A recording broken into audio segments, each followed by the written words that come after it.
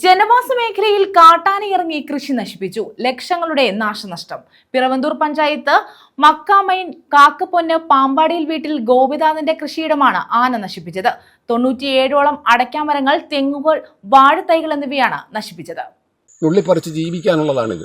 തകർന്നു. ഇനിയിപ്പോഴുള്ള മാർഗം എന്ന് പറഞ്ഞാൽ ഇത് ഇവിടുന്ന് കളഞ്ഞിട്ട് പോകാനും പറ്റത്തില്ല. കഴിഞ്ഞ ദിവസമാണ് ആനക്കൂട്ടമിറങ്ങി കൃഷി നശിപ്പിച്ചത്.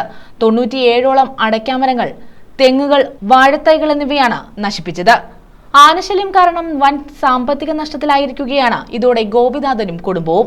കഴിഞ്ഞ ദിവസം കാട്ടാനക്കൂട്ടം ഇറങ്ങി ഈ അയ്യം മുഴുവൻ, നിങ്ങൾ ഈ കാണുന്ന ഇപ്പോൾ ഈ കണ്ടത് മുഴുവൻ, ഇത് മാത്രമല്ല ഇതിനകത്ത് ഒരുപാടുണ്ട്. ഇതിനകത്ത് 97 മൂട് കമുക്, 6-7 മൂട് തെങ്ങ്, ഒരു 10, 50, 60 മൂട് വാഴ, ഇത് മൊത്തം നശിപ്പിച്ച് എൻ്റെ ജീവിതം.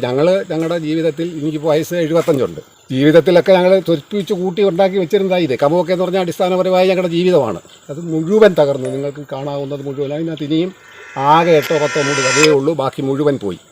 ആനകൾ കൂട്ടത്തോടെ ഇറങ്ങിയാണ് ജനവാസ മേഖലയിൽ കൃഷിനാശം ഉണ്ടാക്കിയിട്ടുള്ളത്. പ്രദേശത്തുള്ള കർഷകരും കുടുംബങ്ങളും ഇതോടെ ഭീതിയിലാണ്. ഈ പ്രദേശങ്ങളിൽ നിരന്തരമായി ആനകൾ ഇറങ്ങാറുണ്ടെന്നും കൃഷി നശിപ്പിക്കാറുണ്ടെന്നും പ്രദേശവാസികൾ പറയുന്നു. 6 ആന 7 ആനയാവും. പിന്നെ 1, 2, 3 എണ്ണം അല്ലാതെ ചില്ലറയായിട്ട് വരുന്നുണ്ട്. അതിൻ്റെ ഒരു നേർവഴിയാണ് ഈ കാണുന്നത്. ഇതിലേക്കൂടെ വന്ന് ദൈനംദിനം ഇപ്പം 2 ദിവസം കൊണ്ടേ ഉള്ളൂ കനത്ത ശല്യമില്ലാത്ത. ബാക്കി എല്ലാ ദിവസവും ആനയുടെ കർശന നടപടിയാണ്.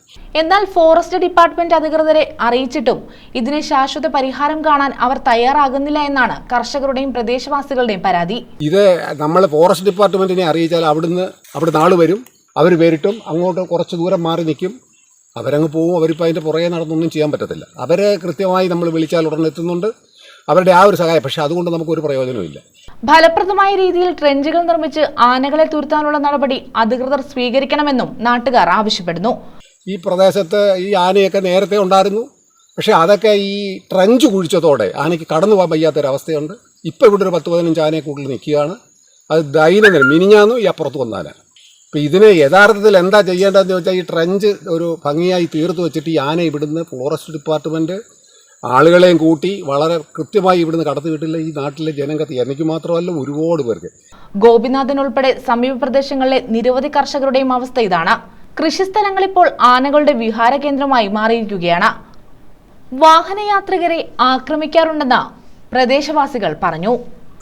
അത് ഈ വലിയ പ്രോഗ്രാമൊക്കെ കഴിഞ്ഞ് വൈകിട്ട് ഒരു 5 മണിയാകുമ്പോൾ ഇറങ്ങി വരുമായിരുന്നു. അങ്ങനെ ഈ റോഡിൽ കഴിഞ്ഞ ഒരു 3-4 ദിവസത്തിന് മുമ്പ് ഭയങ്കരമായ ശല്യമായിരുന്നു.